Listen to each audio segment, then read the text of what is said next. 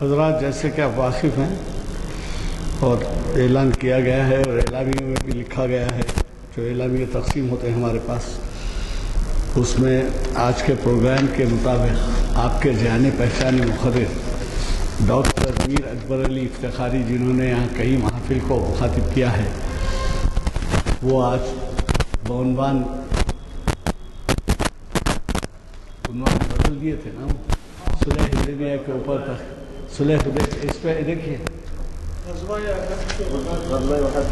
تو غزوہ احد، آپ کو تو معلوم ہے غزوہ جنگ لڑائی اس سینس میں ہوتا ہے، تو وہ غزوہ احد جو ہے، غزوہ احد کے بارے میں آج ہمارا ان کا خطاب تھا، لیکن وہ جو ہے مزاج کے اچانک خرابی کی وجہ سے وہ تشریف نہیں لا سکے اور ہم کو اس کی اطلاع نہیں ملی۔ صبح میں ان کو یاد بھی کی گئی تو گھر والوں نے بتایا کہ دواخانہ گئے ہیں، اور پھر اب بھی کوئی اطلاع نہیں تھی، اب فون کرنے پہ پتہ چلا کہ وہ علیل ہیں اور نہیں آ سکیں گے۔ تو اسی عنوان پہ ایک مضمون ہے، میں مناسب سمجھوں گا اگر آپ میں سے کوئی صاحب وہ مضمون پڑھ دیں، وہ بھی ایک آدھے گھنٹے کے اندر ختم ہو جائے گا مضمون۔ اور اس سے پہلے میں ایک اعلان یہ بھی کرنا مناسب سمجھوں گا کہ ہمارے اعلامیے جو آئے ہیں وہ آپ لوگوں کے ہاتھوں میں ہیں یا نہیں، جن کو ملے ہیں وہ لے لیجئے اور ایک سے زائد لے کے آپ ہمارے سفیر بن جائیے مسجدوں میں لگانے، ساتھیوں کو دینے کے لیے۔ اور دوسرے یہ کہ پرسوں کا جو خطاب ہے پیر کے دن کا، وہ بھی بڑا اہم خطاب ہے، اسلام اور امن عالم، اور آپ کے جانے پہچانے مقرر حافظ محمد اسحاق کمال قادری صاحب مخاطب کر رہے ہیں، جو شریعت انفارمیشن سروس کی 606ویں نشست ہے اور اسی مقام پہ ہے بعد نماز عصر پیر کے دن۔ اس میں بھی آپ شرکت فرمائیں، اور کوئی صاحب اگر نہیں میں ذرا مناسب سمجھ رہا ہوں کوئی اور صاحب پڑھے، ذرا میرے تھکن کے اعتبار سے ذرا کوئی اور صاحب پڑھے تو مناسب۔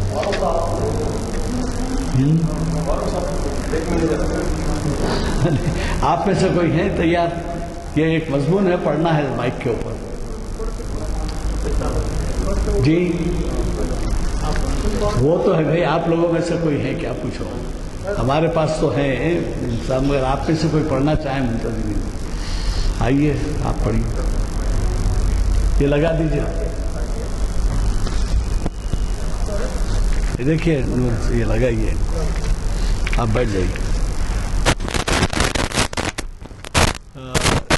اس محفل کی نشست کا آغاز ہمارے مسجد کے خادم پیش امام حافظ محمد برکت اللہ صاحب کی خطاب سے خراج سے ہوا، کچھ اعلان خراج سے ابھی وہ آپ کو مخاطب کریں گے اسی عنوان سے، جیسے کہ میں یہ پڑھنا ہے یہاں سے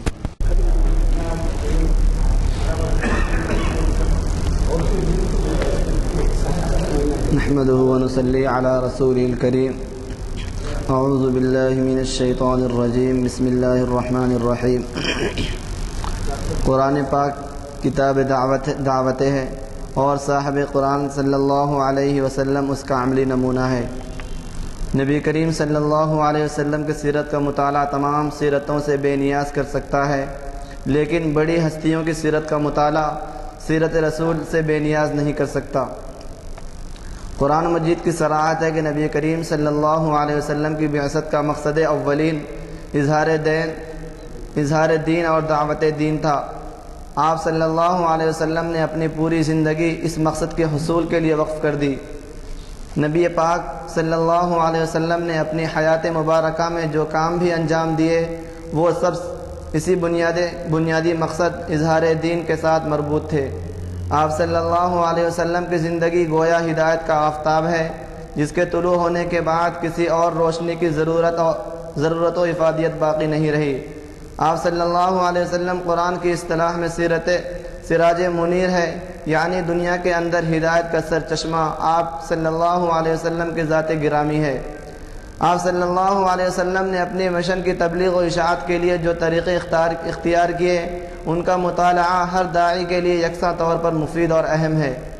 آپ صلی اللہ علیہ وسلم نے مختلف حالات میں اپنے مخاطبین کے مزاج کیا نوٹس لیا اور اس کے مخصوص ذہنیت کی بنا پر اپنے اسلوب دعوت میں کسی طرح تنوع پیدا کیا۔ ان باتوں کے پیش نظر اگر سیرت پاک کا مطالعہ کیا جائے تو یقیناً بڑی رہنمائی ملتی ہے۔ سطور ذیل میں صلح حدیبیہ کے واقعے کا سورۃ الفتح کی روشنی میں مطالعہ کیا گیا ہے۔ صلح حدیبیہ نبی آخر صلی اللہ علیہ وسلم کی پیغمبرانہ زندگی کی اہم ترین اور نازک ترین واقعات میں سے ہے۔ اس اہم اور نازک موقع پر آپ صلی اللہ علیہ وسلم نے کس طرح اپنی بنیادی مقصد کو پیش نظر رکھا اور اس کے لیے کیا کیا طریقے اختیار فرمائے، یہ کتاب دعوت و تبلیغ کا روشن باب ہے۔ 6 ہجری میں آپ صلی اللہ علیہ وسلم نے خواب دیکھا کہ آپ صلی اللہ علیہ وسلم صحابہ کرام کے ساتھ اللہ کے گھر کا طواف فرما رہے ہیں۔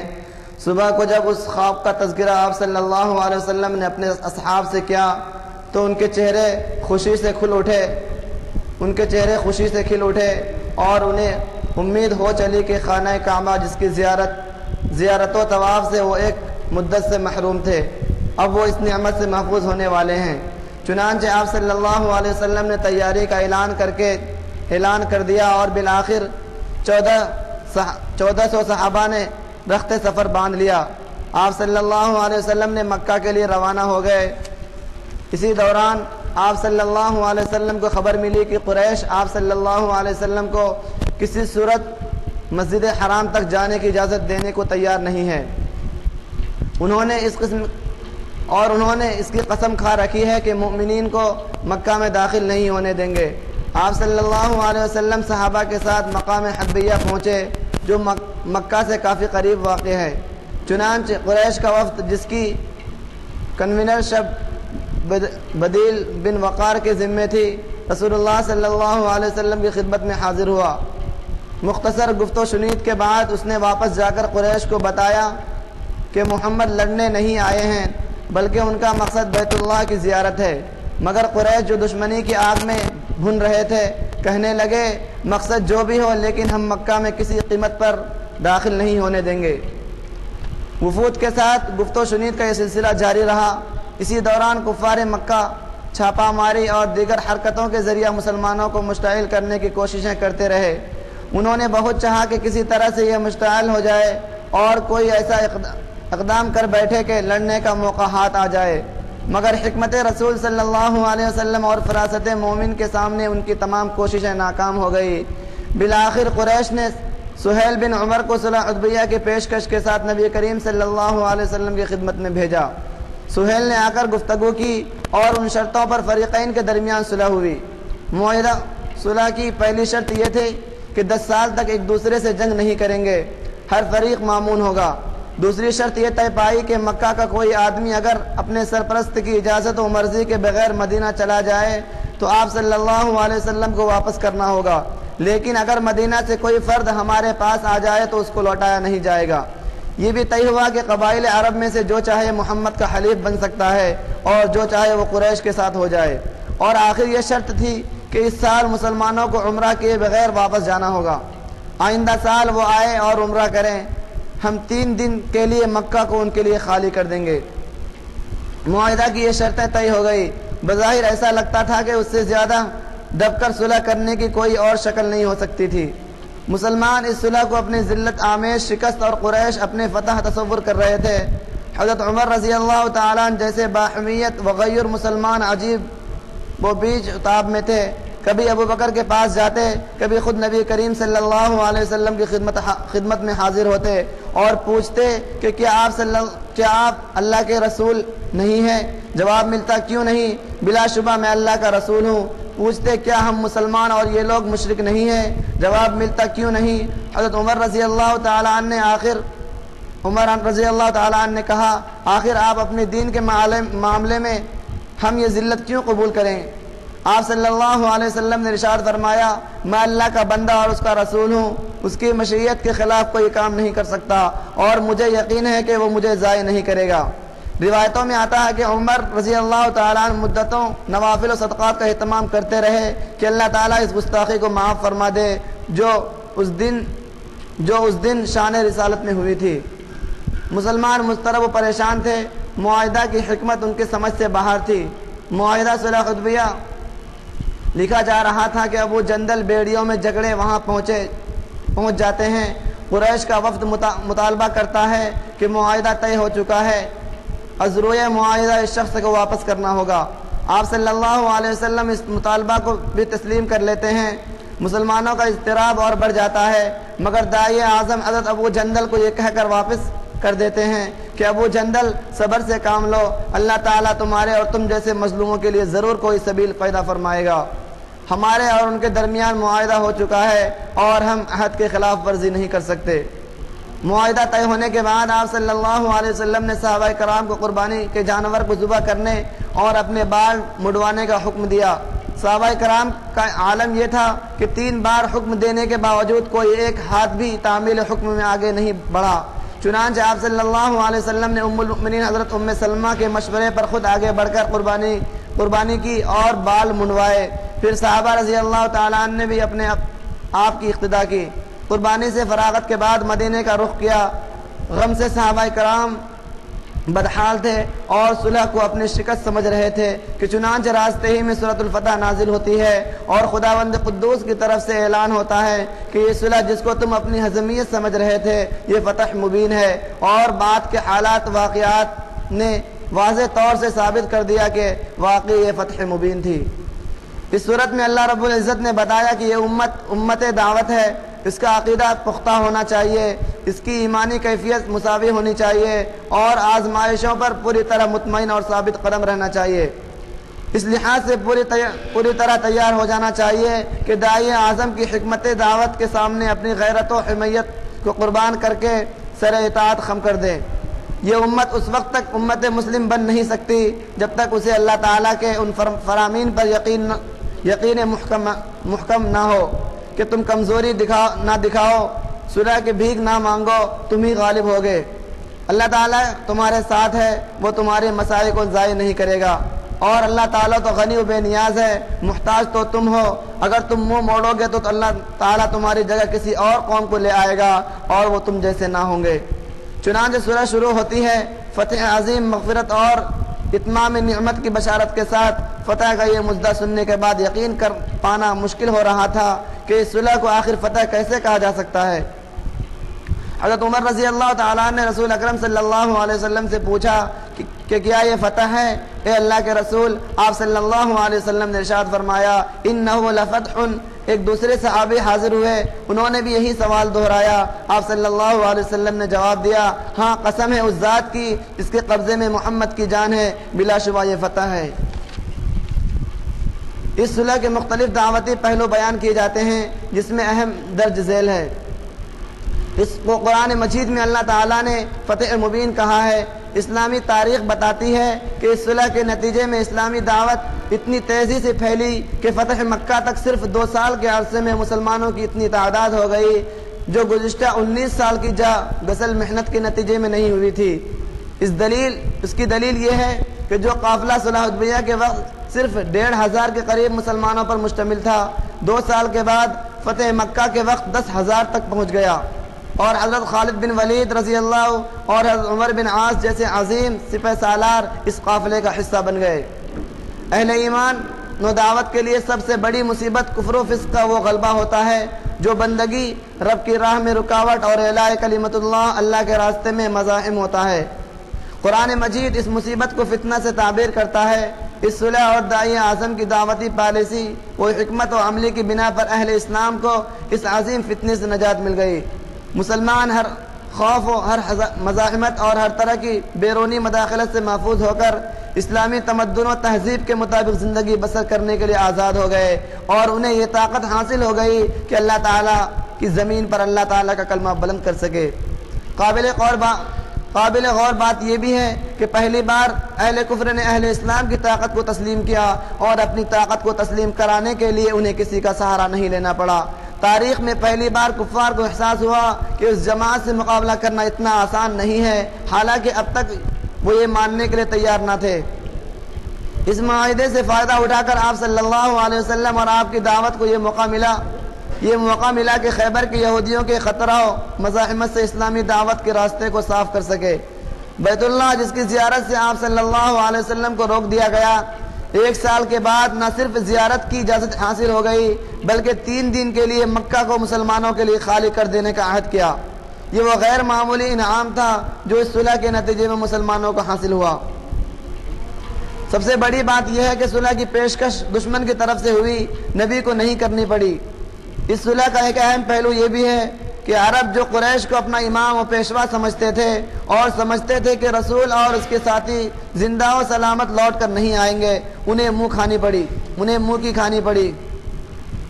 اس کے نتیجے میں اسلامی دعوت کی قبولیت میں غیر معمولی اضافہ ہوا۔ اس معاہدہ صلح حدیبیہ کے نتیجے میں دعوت اسلام کے وہ خوشگوار ایام دیکھنا نصیب ہوئے اس کو قرآن کریم یدخلون فی دین اللہ افواجا کے الفاظ سے تعبیر کرتا ہے۔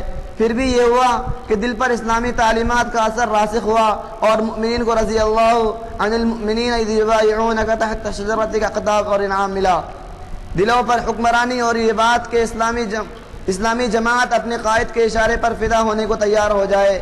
کتاب دعوت کا اہم باب ہے اور یہ اس طرح کے متعدد دعوتی پہلو ہیں جو اس واقعہ اور سورۃ الفتح کے مطالعے سے سمجھ میں آتے ہیں، اور پھر دلوں میں یہ یقین راسخ ہوتا چلا جاتا ہے کہ جو اللہ تعالیٰ کے راستے میں جد و جہد کرے گا اللہ تعالیٰ اس کے لیے نئی راستے نکالے گا۔ والذین جاہدوا فینا لنہدینہم سبلنا۔ اسلامی تحریکات آج بھی اگر دعوت پر اپنی توجہ مرکوز کر دے اور اخلاص کے ساتھ کام کرے تو انہیں اپنی طاقت منوانے کے لیے کسی سہارا کی ضرورت نہیں پڑے گی۔ دنیا خود مجبور ہوگی کہ ان کی طاقت کو، ان کے پرسنل لا کو، ان کی بنیادی حقوق کو اور ہر اس حق کو مانے جو ایک شہری ہونے کی حیثیت سے بنتا ہے۔ انہیں ریزرویشن بھی ملے گا، حکومت میں ان کی شرکت بھی ہوگی، بلکہ ایک دن وہ اسلامی حکومت تشکیل دینے کی پوزیشن حاصل کر لیں گے۔ عصر حاضر میں اخوان کی دعوتی کوششیں بہترین مثال ہے کہ وہ کیسی ہوش ربا آزمائشوں سے گزرے۔ تہذیب کے کون سے طریقے ہیں جو ان پر آزمائے نہیں گئے، مگر ہر امتحان میں کامیابی سے گزرنے کے بعد بالآخر انہیں اپنی کوششوں کا انعام مل کر رہا۔ دعوت کے راستے کو چھوڑ کر کوئی دوسرا راستہ اختیار کیا گیا تو منزل سے ہمکنار ہونے کے بجائے اور دور ہو جائیں گے۔ اخلاص کے ساتھ دعوت کا کام کرنے کے صلے میں ہماری آواز دلوں پر دستک دے گی اور دلوں میں اترے گی۔ یہ بات اچھی طرح ذہنوں میں مستحضر رہنی چاہیے کہ دعوت کے مراحل میں دشمنان اسلام نئی حرکتوں اور سازشوں کے ذریعہ اسلامی خیمہ میں اشتعال پیدا کرنے کی کوششیں کرتے ہیں۔ ماضی اور حال دونوں سے اس کی شہادت ملتی ہے کہ ایسے حالات میں ہمارا فرض کیا ہے۔ صلح حدیبیہ اس کا بہترین نمونہ ہے۔ اللہ تعالی ہمیں اخلاص کے ساتھ اپنا فرض منصبی سمجھنے اور اسے ادا کرنے کی توفیق عطا فرمائے، آمین۔ وآخر دعوانا الحمدللہ رب العالمین۔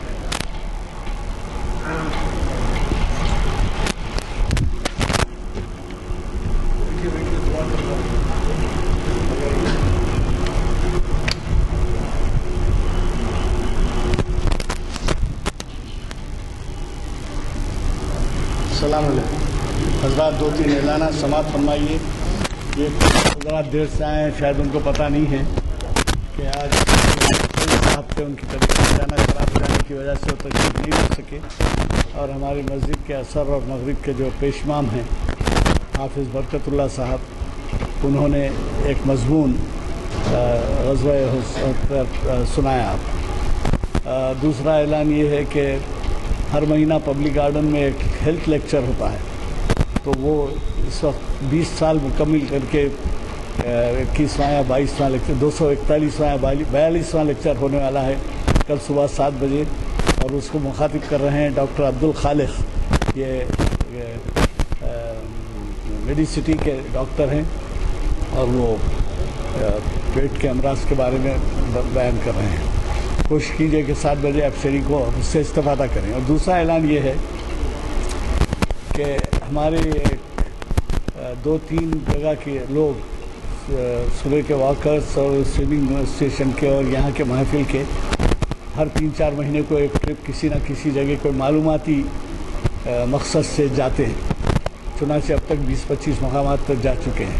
کل جو ہے 2 مقامات دیکھ رہے ہیں. ایک مقام ہے گوشہ محل بارہ کا جس میں میوزیم ہے, اور پبلک گارڈن سے 10 بجے سواری نکل کر کار انتظام ہے بس کا, وہ اس میں وہاں سے گوشہ محل جائیں گے اور گوشہ محل بارہ کا میوزیم دیکھیں گے. سالار جنگ اسٹیٹ کے جو ہمارے سالار جنگ میوزیم کے جو احمد علی صاحب کیوریٹر ہیں ان کی رہنمائی ہے. اور اس کے بعد پولیس اکیڈمی تلنگانہ, یہ شاداں ہاسپٹل کے آگے ہمایت ساگر کے قریب ہے, وہاں پر جائیں گے اور پھر وہاں پہ لنچ کھا کے واپس ہوں گے. جو صاحب بھی چلنا چاہتے ہوں, اگر اپنی سواری میں آ رہے ہیں تو کوئی زیادہ خرچ نہیں ہے, 150 روپے دینا پڑے گا. اور اگر وہ بس میں آ رہے ہیں, سواری میں چل رہے ہیں تو 200 روپے اس کا خرچ رکھا گیا ہے. تو اگر آپ چلنا چاہتے ہیں تو اب ہیں حضرات یہاں چلنے والے, آپ بھی اپنا نام لکھا سکتے ہیں. یہ وقت مل گیا تو میں آپ کو سناؤں. کل صبح 10 بجے پبلک گارڈن سے نکلیں گے آپ, اور 2 بجے لنچ وہاں سے کھا کے واپس ہوں گے. اگر کوئی صاحب دکھانا چاہتے ہیں تو اپنا نام لکھا دیں, اور ظاہر ہے کہ پہلے بکنگ کر دینا پڑے گا لنچ کی, تو پیمنٹ بھی آپ کو کر دینا پڑے گا. دعا فرمائیں. ہاں, اور ایک بات یہ ہے کہ میں پہلے بھی اعلان کر چکا ہوں, اعلامیہ آپ کے ہاتھ میں ہے. یہ آج کے خطاب کے بعد پیر کے دن اسلام اور امن عالم کا خطاب ہے, اور یہ جو ہے بہت ہی جانے مانے اسلامک اسٹڈیز کے اسکالر ہیں, بہت بڑے, حافظ محمد اسحاق کمال قادری صاحب. بلکہ یوں کہیے کہ یہ آج جس کی 606ویں نشست ہو رہی ہے, اس کا آغاز انہی کے خطاب سے ہوا. اور 45 ایک سال میں 45 لیکچر ہوتے ہیں. اب 606 میں دیکھ لیجئے کہ کتنے سال ہوتے ہیں. شاید 45 سے 10 سال ہی 450 لیکچر ہو جاتے ہیں, تقریباً 15 سال سے. تو یہ بہت ہی اہم عنوان ہے, کیونکہ ہمارے مقررین جو ہیں وہ یہ کرتے ہیں کہ ہمیشہ پیچھے یعنی موجودہ حالات کے پس منظر میں وہ خطاب کرتے ہیں. تو آج اسلام اور امن عالم کا کیا حال ہے, آپ سب اخبارات سے, ٹی وی سے سب دیکھتے ہیں, جانتے ہیں کہ کیا کیا ڈیولپمنٹس ہو رہے ہیں, کیا کیا منصوبے بن رہے ہیں, کیا کیا لڑائیاں ہو رہی ہیں, اور کس طریقے سے اسلام کو نقصان پہنچانے کی کوشش کی جا رہی ہے, وہ آپ اخبارات میں بھی پڑھتے ہیں. تو اس لیے بہت ہی اہم ہے اسلام اور امن عالم. مجھے یقین ہے کہ آپ اسے استفادہ کرنے کے لیے ہمارے محفل میں پیر کے دن تشریف لائیں گے. اور اس کے بعد جو ہے, میں نے اس سے پہلے بھی آپ سے عرض کیا تھا کہ اقبال کو بیرونی ممالک میں فلسفی کی حیثیت سے زیادہ جانا جاتا ہے. ہمارے ہاں تو شاعر ہیں, لیکن ان کا فلسفہ خودی نے ان کو بہت ہی بلندی عطا کی ہے. تو یہ جو ڈاکٹر ایم تقی خان جو امریکہ میں 6 مہینے اور یہاں 6 مہینے گزارتے ہیں, یہ کون بات کر رہے ہیں بھائی؟ شمسودی صاحب ذرا بولیے, آپ جا کے بولیے. ایسی بات آواز یہاں ڈسٹرب ہو رہا ہے, کتنے مرتبہ بھی تاکید کریں سنتے نہیں ہیں.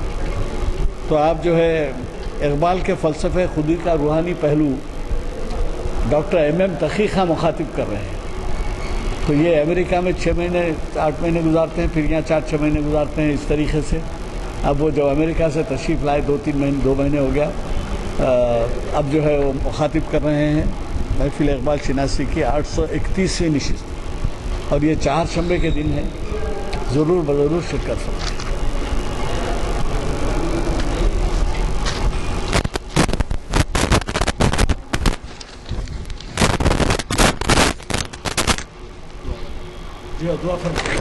دعا ہوگی بھائی.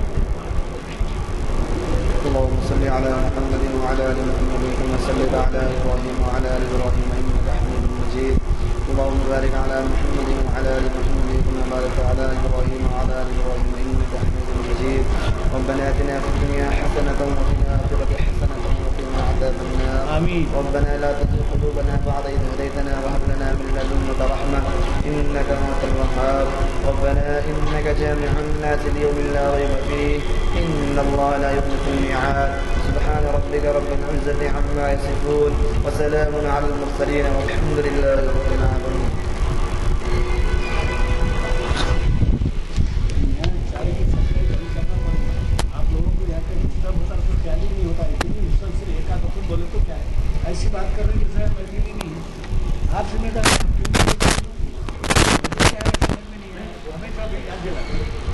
हमेशा याद दिलाओ। अब ऐसे बोल भेजने के बाद भी नहीं कम करते, बहुत बड़ी बात है। तब चाय